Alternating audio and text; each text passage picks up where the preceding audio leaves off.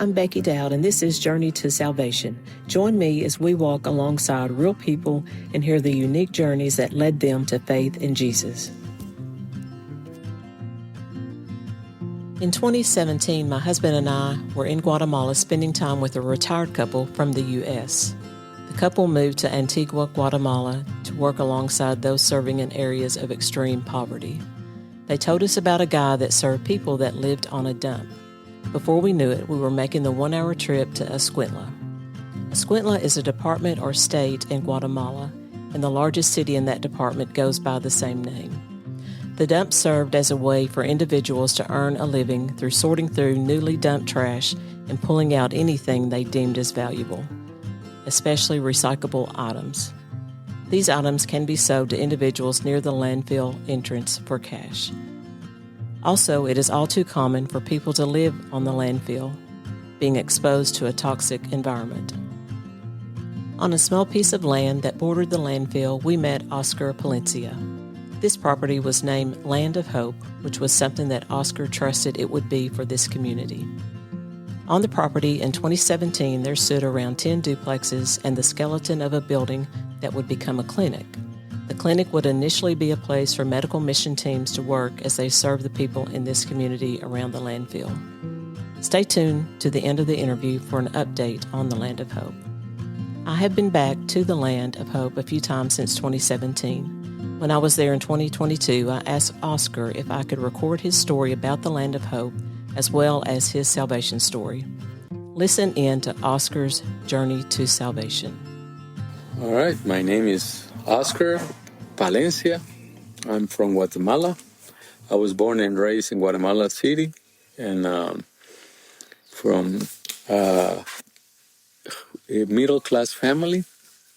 My mom and dad were, at the time that I was born, they were going through college, so I was raised by my grandparents.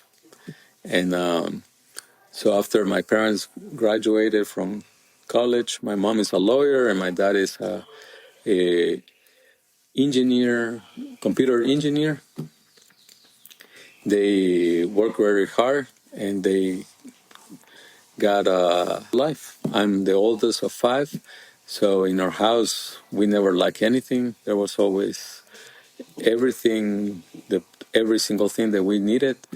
My parents were very strict and very Catholic, so they saw the need of education, and I believe probably the best thing that they gave us as their kids is a good education.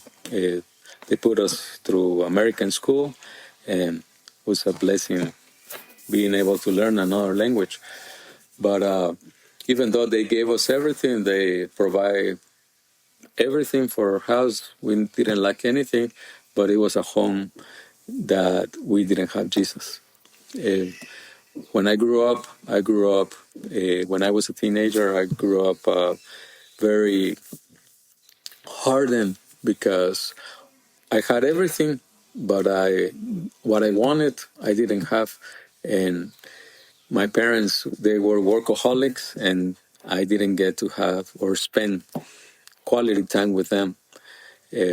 So I grew up to become a very problematic kid. I grew up, I went through college, and I was introduced to drugs and alcohol. And growing up, I was always trying to seek for something to fill up the void in my heart, and nothing, but absolutely nothing I could find.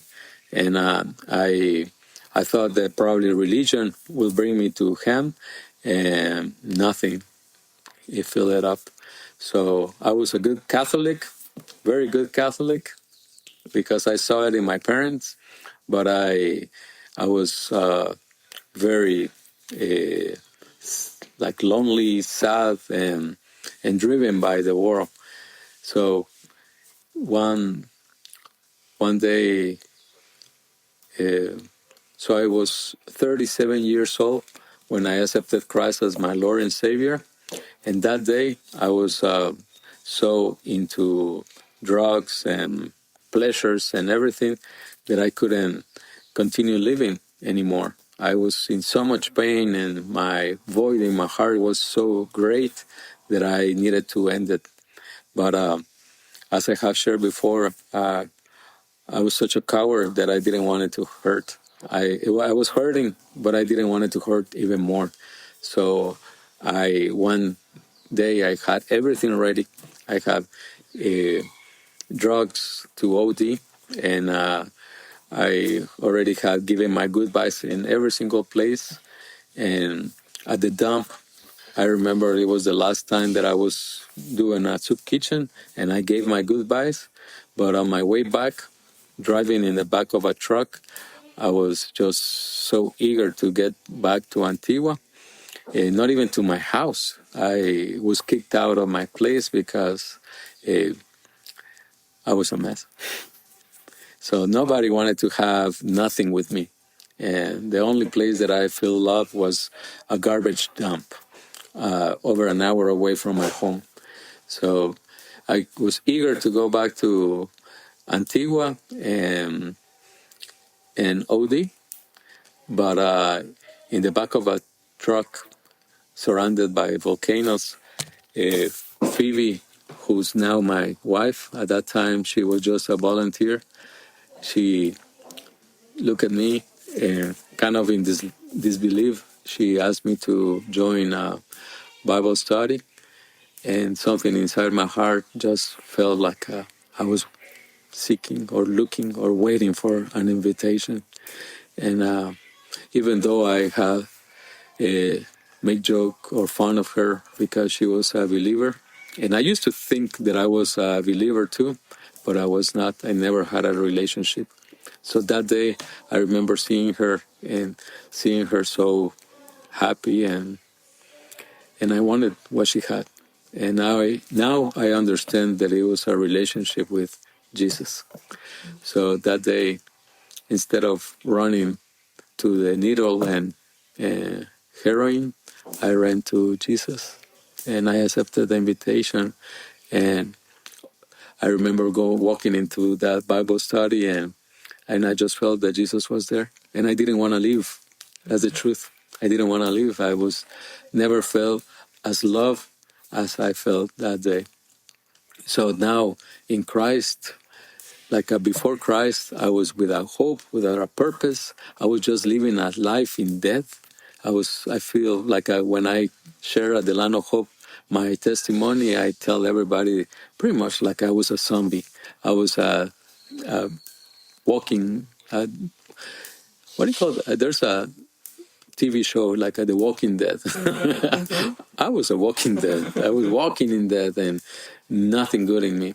But that day when I accepted Christ as my Lord and Savior, He took me from death. He pretty much snatched me. And right after that, I decided that I couldn't continue living the way that I was living, and that I received that beautiful life that He gave me, and I wanted to feel that joy, love, peace that I felt that time. So I remember that I wanted to stay there. I was begging the pastor at that church to keep me there. I was just crying but crying of joy. But I felt like because as I said before, I was a good Catholic. I thought that I had to go to a church to be with God. So in that church, I didn't want to leave that church because I felt that in that building structure, that's where He was.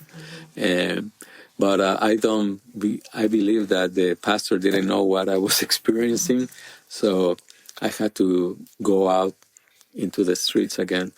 One of the reasons I wanted to stay there is because I was homeless too at that time. I didn't have nowhere to go. So now I understand, looking back, what God is doing at the Land of Hope. Like when someone comes to Christ and is ready to give it all to Him, that's what we invite them to. Like if you give your life to Him, and if you don't want to leave the Land of Hope, just stay. And I believe that's what God is doing in my life. Like I had to go through that so I can see exactly what God did in my life when I didn't have Him. And provide that for others. And so before Christ, no purpose, no hope. When I met Christ, I was right at my dying moments, and He gave me life, in abundant life. And now I live for Him with a purpose, hope, and my only desire is to serve Him. And as a in before Christ, being in religion, I have a heart for to share the truth, what the truth gave me. The gospel was the one that gave me life. In religion, I was not even close to that. The more that I did, the farther away I felt. And with Him, I know that I don't need to do anything but to uh, be here in His presence. So that's what we're doing here at the Land of Hope, providing a place for the kids. And not only because when I met Jesus, He not only provided for me for everything. Before Him, I didn't think that I was going to be a father. Now I have a family, like 3 kids, a wife, that I see her and I cannot even believe that she's with me. But He has provided all for me, and that's what we want to try to do here. And we want to share the gospel because that's what really gave us life. Can you share how you initially came to the Land of Hope? Sure. How you while you first visited there, and kind of that story. So I was before Christ. I was a lot of things, and one of the things is that I was a photographer and a graphic designer. So part of how I used to make a living here in Guatemala was uh, teaching and taking photographers or like aficionados, like people that wanted to start photography. I used to take them all over the place, and actually kids from the States, take them to the best places to take the most beautiful uh, photos of Guatemala. But also part of the program was to show the truth of Guatemala, like the social part of Guatemala.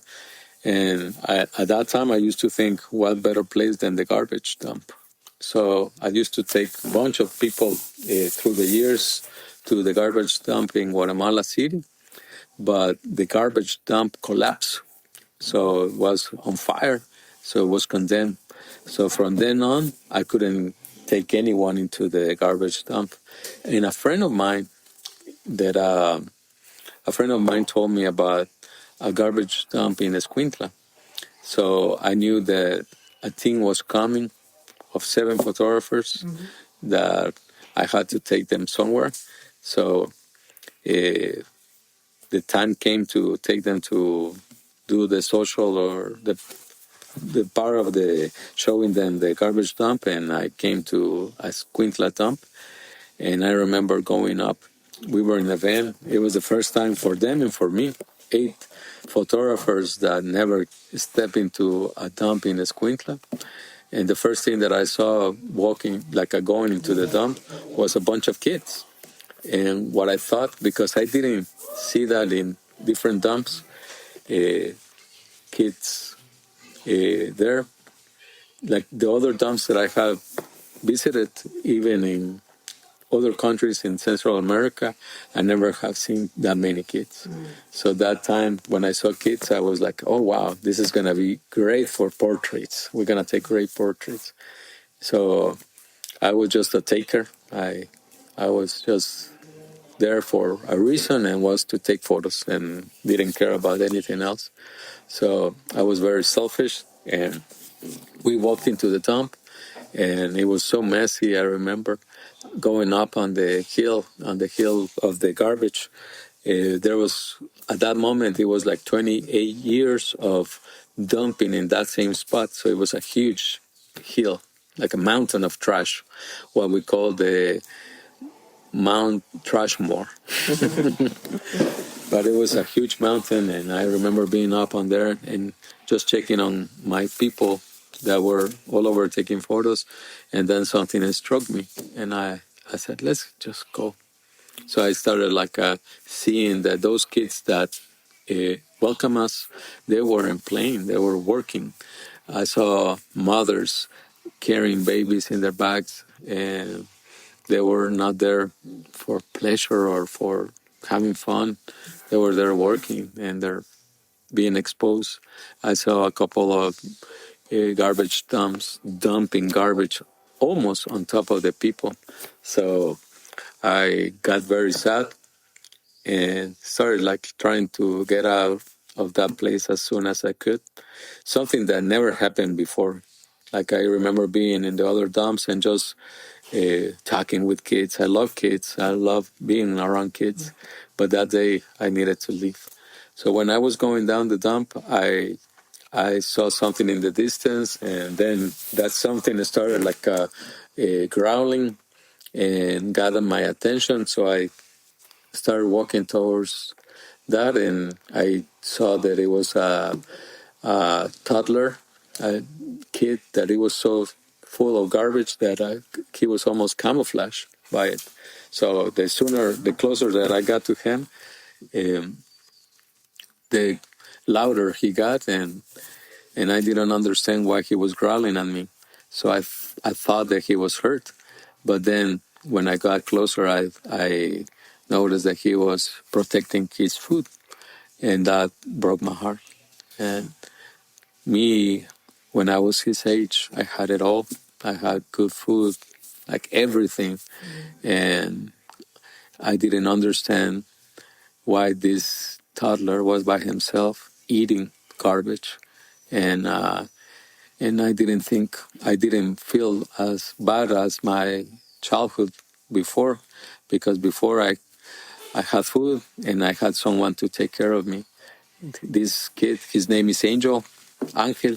He didn't have no one and was by the dump. So that I believe that as a time that God used to break my heart, and from then on I couldn't live like I used to live. But so that was the beginning of bringing soup kitchen at the top, because I wanted to provide healthy, clean food for the kids, and the people loved it.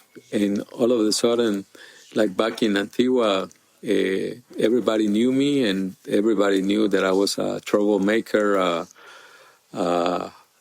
party boy, and but here, and they used to judge me for that.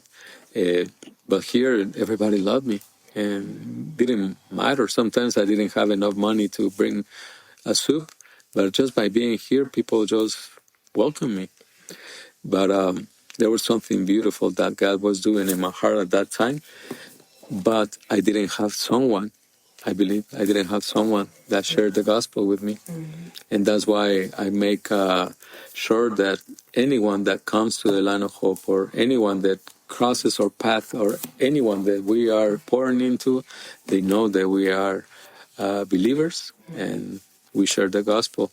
Because I remember that was 2008, and I accepted Christ in 2014. From 2009 to 2014, it was like horrible times, and I'm trying to avoid those things for people. And so you might think probably how nice this guy was that left everything for the kids at the dump, and the truth is that it's not like I was selfish. In the beginning, I started for the right reasons, but later on, it grew to fill up that void in my heart. So there's no God. How can it, how can it be a God that lets so much suffering in the world and so much darkness? And so I started having these arguments in my heart. And so if there's not a God, well, there's an Oscar that is going to feed these kids. If there's not a God that can build a house for the people at the dump, there's an Oscar. So everything was Oscar based. But by doing that, I remember being exposed to a lot of abuse for the kids. And so before was the lack of food and eating garbage. And then I was exposed to sexual abuse on babies and kids. And that destroyed me. And that actually threw me into a spiral of getting more hooked into drugs. So it didn't take long until I lost it all for drugs and that's the craziest thing because I remember being in Antigua and all I could think is coming back to the dump. But now, 7 years in Christ, I am so thankful. Like I'm thankful for the hard times, for the hardship, even for my addictions, because when I accepted Christ, He took everything away, even my addictions. Eh, my family paid for 4 different rehabilitation, different rehabs, and nothing worked. But Christ came and took it, and so that's all I want to do. And because of those addictions and what you're involved in, you were able to witness to those because you'd been through some of that. Yes. And they would listen to you because you'd experienced the same thing in your life. That's right. Yeah. That's why God puts us through those things. And you know what, sister? I believe when I became a Christian, I took that passage that the old is gone and the new creation is here, the new is here. I took it in my heart. And I was like, Lord, I'm so sorry for the horrible mess that I was. And I want to forgive. I want to forget. Yeah. I don't want nothing of the old Oscar. And quickly I had to learn that by bringing, like I cannot forget those things because I need to remember where He brought me from. But by doing that, sharing my testimony with others at the town, with the gang members and the drug abusers and everything, I was bringing glory to Him. Right. So how can it be from the uglies He makes something beautiful, And that's where I'm standing. Yeah. So we saw where the first soup kitchen was that showed us yesterday. And the lady there that allowed you to do it there, she showed you the land where the land of hope is now? No. No. So when I became a Christian, that time that I was telling you, well, I thought that I became a Christian when I got baptized. So that day that I would describe to you that I was like surrendering in His arms, and I literally felt like He was holding me. I had no more energy or strength to walk. I remember Him just holding me.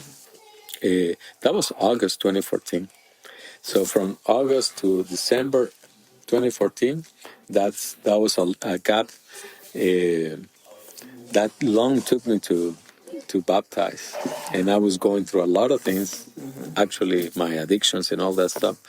But God was calling me. At that time in August, I had no more money. I was done, and what I believe God was trying to do, was doing in my life, is calling me to the dump. And I remember telling God, Lord, I will serve you with this new life that you give me. I want to serve you anywhere you want me, but the dump. So I was having a conflict with God, and finally I surrendered to Him. And we started coming back again, like with Phoebe. It's funny because quickly about Phoebe, she came with two other friends from Georgia. They came to Guatemala to serve in a ministry, and that ministry didn't need them, so they were trying to look for a way to serve. And a friend where they were staying like a host home. A friend of mine was staying there, and she was actually a nurse.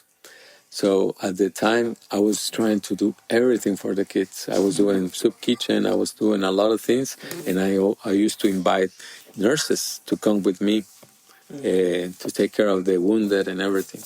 So that nurse from Australia told Phoebe and her friends to come and check out this. And the first time, and I was already so bitter. Like she said, Oscar, you cannot do this by yourself. You need to have people around you. And I found these girls that want to come. Are you okay with that? And I said, yeah. So they came, and by the time that I became a Christian, when I accepted Christ, they were witnesses of that. They were there, and they were praying for me. But the thing that I want to get to is that no money, no nothing. And all of a sudden, I was with three girls taking care of them. Because as soon as they came to the dump, they called their parents and they said, we're not going back. We're staying here at the dump. Wow. And so every moment I was praying to God, Lord, please take them. I would just want to shut down this. But they kept on, like I was so blinded, Yeah. Like I was so blinded that this was my calling and I wanted to go somewhere else. Yeah. So through Phoebe and the parents of our friends, they started sending money.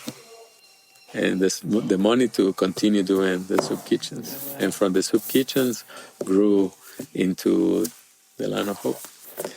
But the thing is, from August to December, I was telling God, all right, if you want me to do that, provide this. If you want me to do that, I was listening. Like I was so on fire for him that I wanted to do everything for him, but I was still asking. Okay, so if you want me to take something, okay, provide it and I'll take it.